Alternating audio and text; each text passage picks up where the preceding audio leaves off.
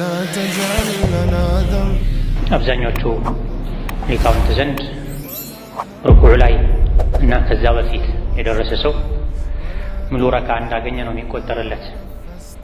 ረክዓ ላይ ከደረሰ ሩኩዕ ካደረገ ከኢማም ጋር ኢማሙ ከሩኩዑ ቀና ሳይል ከደረሰ ሶላት እንዳገኘ ነው የሚቆጠርለት። ነገር ግን የተወሰኑ ሊቃውንት ረክዓ ሙሉ የሚታሰበው ከኢማም ጋር ቆሞ ፋቲሐን ካደመጠ ነው።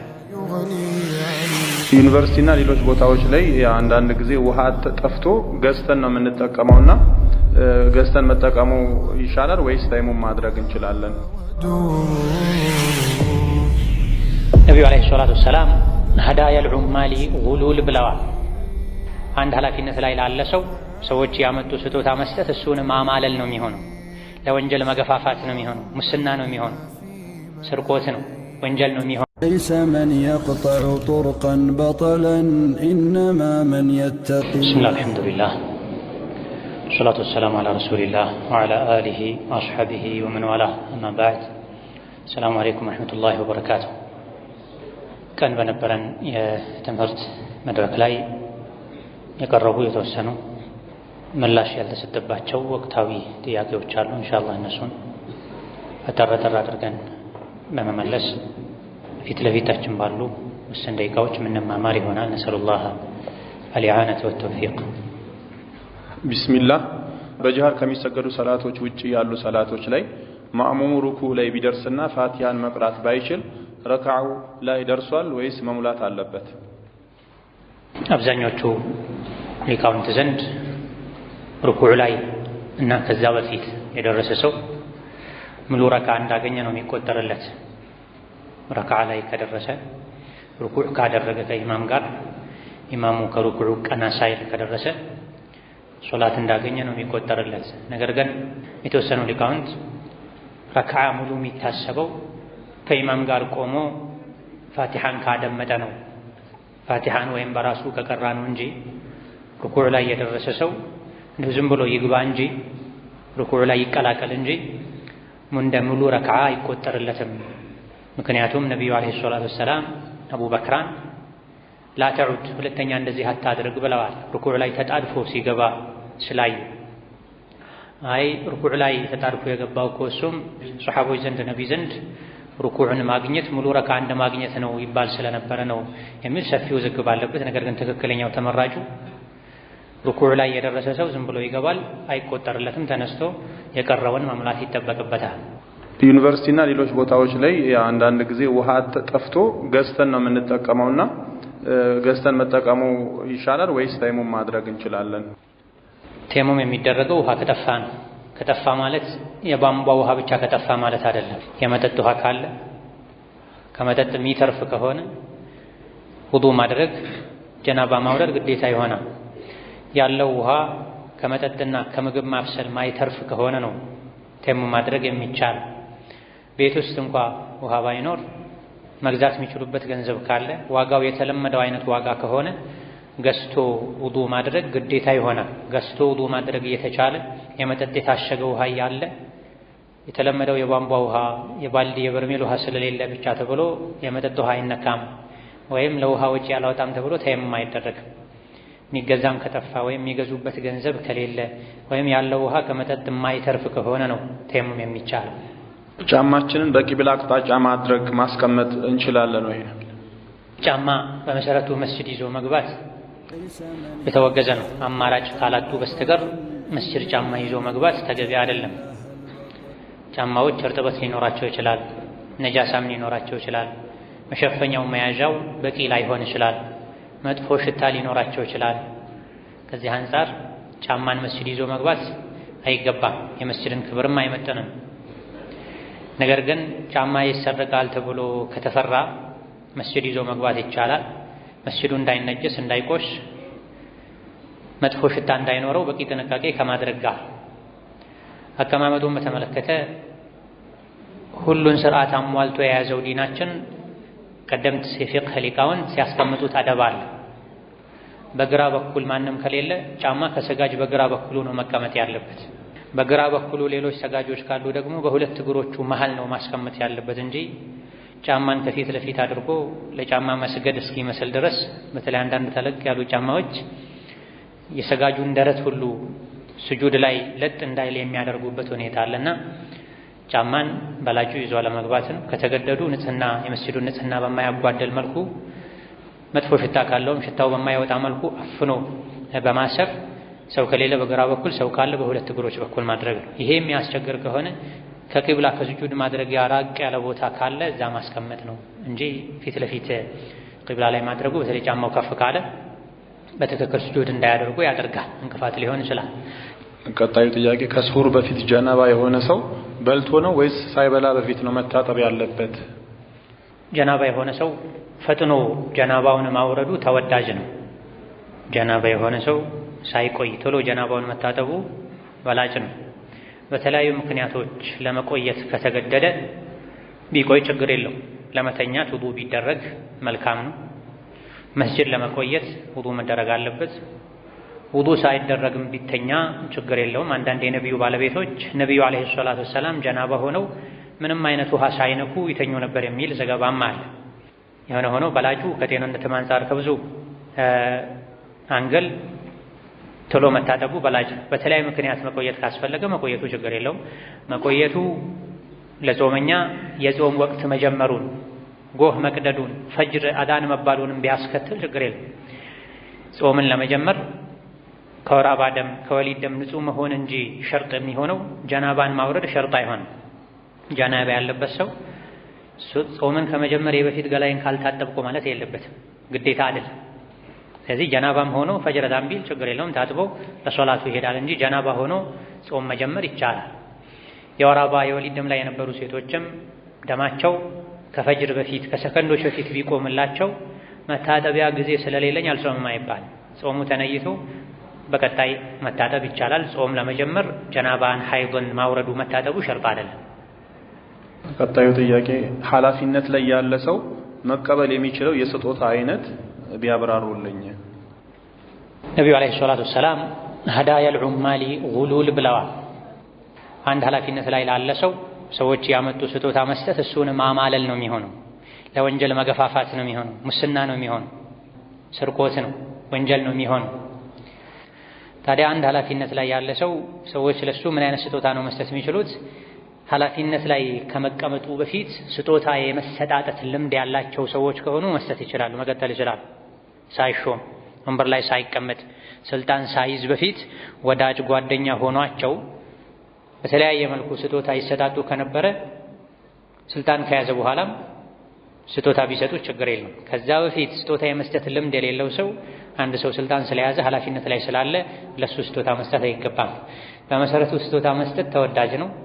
ለባለስልጣናት በተለይ ፍርድን ለማዛባት ፍትህን ለማጥፋት የሚሰጥ ስጦታ እሳት ነው።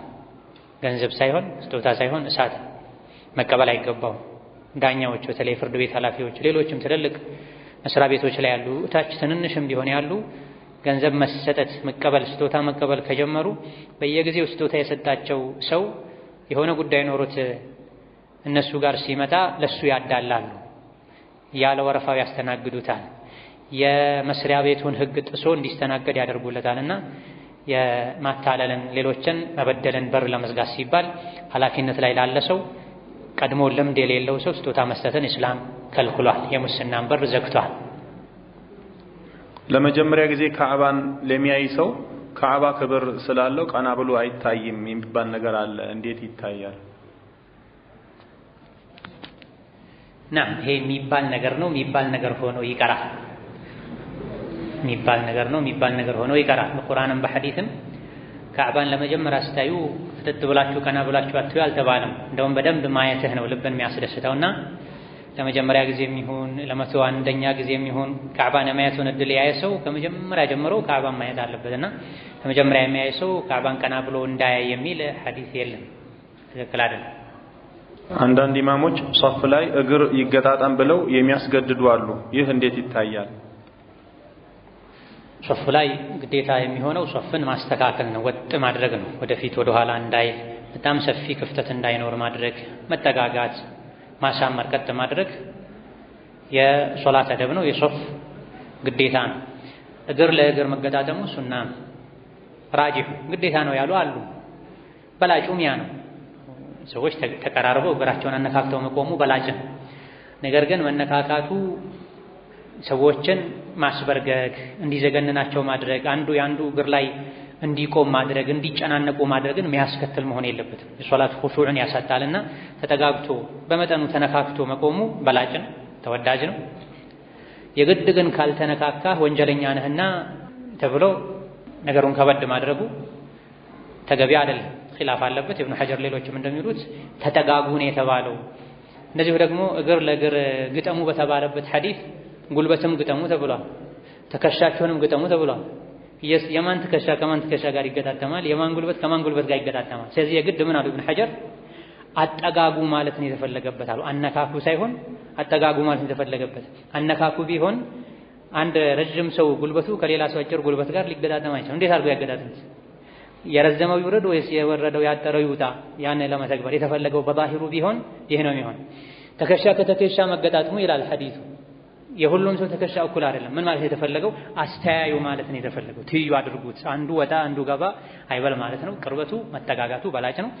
ብዙ መጨናነቅ በማያስከትል መልኩ እግር ከእግር ገጥሞ መቆሙም ሱና ነው፣ ተወዳጅ ነው። ይሄም ከሰፍ ጋር ተራዊ ላይ ሰፍ አስተካክሉ የሚባለው መጀመሪያ ላይ ነው ወይስ በየሁለት ረካዓው ሰዎች ሰፍ እንዲያስተካክሉ መነገር አለበት? ተራዊህ ላይ መጀመሪያ ሰዎች ሰፍ ካስተካከሉ በቂ ነው። በየሁለት ረካዓው ባሰላመቱ ቁጥር ስተው ተስተካከሉ መባል የለበትም። ምክንያቱም እዛው ያሉ ናቸው። ሰጋጆች በየሁለት ተስሊሙ እዛው ቦታቸው ላይ የሚሆኑ ናቸው። አንዳንድ ሰው ቢወጣ ሌላ ሰው ቢተካ እንጂ እንደ አዲስ ሰዎች ከውጭ የሚገቡበት ተበታትነው የሚቀመጡበት ሁኔታ ስለሌለ ባሰላመቱ ቁጥር አዲስ ተስሊም ከመጀመሩ በፊት እስተው መባል ሶፍ አስተካክሉ መባል አለበት ማለት አይደለም።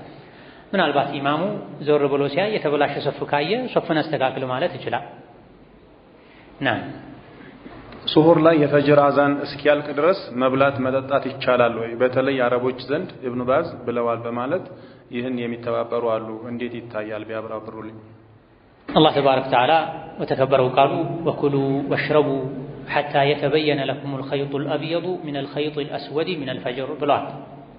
ይሄ ቁርአን። ሐዲስ ላይ ደግሞ ነቢዩ ዓለይሂ ሰላቱ ወሰላም ኢነ ቢላለን ዩአዚኑ ቢለይል ወኩሉ ወሽረቡ ሐታ ዩአዚነ ኢብኑ ኡሚ መክቱሚን ብለዋል ዓለይሂ ሰላቱ ወሰላም። ነጩ ገመድ ከጥቁሩ ገመድ እስኪለይ ድረስ ብሉ ተብሏል። ያኔ እስኪነጋ ድረስ ለማለት ነው። ጎህ እስኪቀድ ድረስ ለማለት ነው። ይሄ ቁርአን አዛን እስክሰሙ ድረስ ብሉ ያለ ነው ቁርአን። ሐዲስ ላይ ደግሞ ነቢዩ ዓለይሂ ሰላቱ ወሰላም ቢላል ሌሊት ላይ ነው አዛን የሚለው ተዘጋጁ ለማለት። አብዱላህ ኢብኑ ኡሚ መክቱም አዛን እስኪል ድረስ ብሉ ጠጡ ብለዋል። አዛን እስኪል ድረስ አዛን ተባለ መቆም አለበት ማለት። እንደውም መጎማመጫ፣ ውሃ መጠጫ የተወሰኑ ደቂቃዎች መኖር አለባቸው። አዛን እስኪል ድረስ ብላ ማለት ልክ አዛን ስትሰማ ደግሞ መብላቱን አቁመህ አልሐምዱሊላህ ብለህ ውሃ ጠጣ ማለት አይደለም የተፈለገበት። የሱሑር ስነ ስርዓታችሁ አዛን ላይ ያብቃ ማለት ነው። ያ ደግሞ ያንተ ስራ ነው። ምን ጊዜ ነው አዛን የሚለው? ልክ ሱሑር ማበቃው አዛን ላይ ነው ተብሏል። መጨናነቅ እንዳይኖር፣ መታነቅ እንዳይኖር በአዛንና በኔ ሱሑር መሃል የሆነ አጥር መኖር አለበት። አንዳንድ ሰዎች እንደሚሉት ኢምሳክያ ብለው ሱሑር መቆም ያለበት ሰዓት ብለው 15 ደቂቃ 20 ደቂቃ አንዳንድ ካላንደርም ላይ የሚያስገቡ አሉ። ይሄ አያስፈልግም። ሰፊውን አላህ የፈቀደውን የመብል ሰዓት የመብላት ሰዓት ማጥበብ ነው የሚሆነው። ነገር ግን በግለሰብ ደረጃ የሶላት ወቅት እንዳይወጣብኝ ተብሎ ጥንቃቄ እንደሚደረገው የሌላኛው ሶላት ወቅት እንዳይገባብኝ እንደሚባለው የበላሁኝ አዛን እንዳይልብኝና አፌ ውስጥ ምግብ ቀርቶ ተውጦብኝ የጾም ወቅት ከጀመረ በኋላ እንዳልበላ በማለት መጉመጥመጫ፣ ውሃ መጠጫ የሆኑ ደቂቃዎች መኖር አለባቸው። እነዚህ ደቂቃዎችን መተው ሱና ነው ብለን ሳይሆን አጥር ነው። በተፈቀደውና በተከለከለው መሃል ክልከላውን በደንብ መራቄን ከክልከላ መጠንቀቄን ማረጋገጫ ናቸው ተብሎ የተወሰኑ ሰከንዶች፣ ደቂቃዎች መኖር አለባቸው እንጂ የአዛን ያላችሁ እየበላችሁ አዛን ቢል እስከጨርሱ ድረስ ብሉ። እንደው አንዳንዶች እንደሚሉት አዛን ካለ በኋላ እንደ ውሃ መጠጣት አለበት ምናምን የሚሉ አሉ። ይሄ የጃሂሎች ሐዲስ ነው። ቁርአን ሐዲሱን የሚቃረን ነው። ነብዩ ሰለላሁ ዐለይሂ ወሰለም ያ ቢላልን አዛን እስክሰሙ ብሎ አሉ። አዛን ተሰማ አቁሙ ማለት ነው። አፍህ ላይ ያለውን ማውጣት ይጠበቅብሃል። አንድ ሐዲስ ላይ እጃችሁ ላይ ከያዛችሁ ጉዳያችሁን ሳትፈጽሙ አታስቀምጡ የሚል ሐዲስ አለ። ትንሽ የሚያወዛግበውና ሰዎችንም የሚያምታታቸው ይሄ ሐዲስ ነው። ሐዲስ የሚያምታታ ሆኖ ሳይሆን ሐዲሱን በመሰላቸው መልኩ መረዳቱ ነው። ባጭሩ ለዚህ ሐዲስ ሁለት ምላሽ ተሰጥተዋል። አንደኛው እጃችሁ ላይ የያዛችሁትን ጨርሱ አዳን ቢልም የተባለው አዳኑ ለጥንቃቄ ትንሽ ቀደም ብሎ አዳን ይላል ከተባለ ነው። ሙእዚኑ ወቅቱን ጠብቆ አዳን አይልም ካለ ነው። ሰዓቱን ወቅቱን ጠብቆ አዳን እንደሚል እያወቅ ቁርአኑ ሐታ የተበየነ ለኩሙል ኸይጡል አስወዱ ሚነል ኸይጢል አብየድ ከማለቱ ጋር ነብዩ ሰለላሁ ዐለይሂ ወሰለም ኢነ ቢላለን ዩአዚኑ ቢለይል ወኩሉ ወሽረቡ ሐታ ዩአዚነ ኢብኑ ኡሚ መክቱም ከማለታቸው ጋር አዳን በሰዓቱ መውጣቱን ያወቅ ዝም ብለህ ብላ ማለት አይደለም። ስለዚህ አንደኛው የሐዲሱ ተውጂህ ነው ቀደም ተብሎ ሙእዚኑ ለጥንቃቄ ቀደም ብሎ አዳን ብሎ ነው ወቅቱ አልገባም የሚል እምነት ካለ የያዝካትን ጨርስ ማለት ነው። የተወሰኑ ሊቃውንት አዲስ ማንሳት አይቻልም፣ እጅህ ላይ የነበረችውን ብቻ መብላትን ገራገር የሆነው ዲናችን ረሕመት የሆነው ገራገር የሆነው ዲናችን በዚህ ጠባብ ሁኔታ ላይ ፈቅዷል። ለማን እጁ ላይ የሆነች መጠጥ ነበረች፣ አፉ ላይ አድርጓት ነበረ፣ አዳን አለበት። እቺ ሩኽሳ ናት፣ ተለይታ የወጣች ሩኽሳ ናት። ዲን እስላም ደግሞ የሩኽሳ ዲን ነው፣ ገራገር የሆነ ዲን ነው። ሶላቱም ላይ ብናይ፣ ሐጁም ላይ ብናይ፣ ጾሙም ላይ ብናይ፣ ዘካም ላይ ብናይ አርሶ አደሮችን የእህልን ዘካ የሚለኩ የሚገምቱ ሰዎችን ልከው 1/3ኛውን ተውላቸው 1/4ኛውን ተውላቸው ነው። የዘካውን ንብረትም ሁሉን አትውሰዱበት ከባለ ሀብቱ ብለዋል። ይሄ ዘካ ላይ ተይሲርን ተርኺሱን የሚያሳይ ነው። ጾምም ላይ እዚህ ጋር በመሰረቱ አዳን ከተሰማ አይበላም። በግለሰብ ደረጃ ግን አልፎ አልፎ ነው ሊገጥም የሚችለው። አርፍዶ ተነስቶ ሊሆን ይችላል። ገና ነው ሰዓት ብሎ ይበላ ሳለ አዳን አለበት። የጠጣ ሳለ የጠጣትን የያዛትን ይጠጣ፣ ሌላ ግን አይጨምራም። አንድ ልድገም ይጠማኛል ቢል አይሆንም አለ። ይሄም ቢሆን ሁሉም ይስማሙበት አይደለም። አብዛኞቹ የፊተኛውን ነው የሚሉት። ሙእዚኑ በሰዓቱ አዳን አላለም፣ ሰዓት አለው ለጥንቃቄ ነው ብሎ እርግጠኛ ከሆነ ነው የተባለውና እንደዚህ አይነት አሻሚዎችን ይዘን ግልጹን ልንተው አይገባንም። ግልጹ አዳን እስኪሰማ ድረስ ብሎ ተብሏል። አዳን ተሰማ አቁም፣ መፍህም ላይ ያለውን ትፋ ማውጣቸው።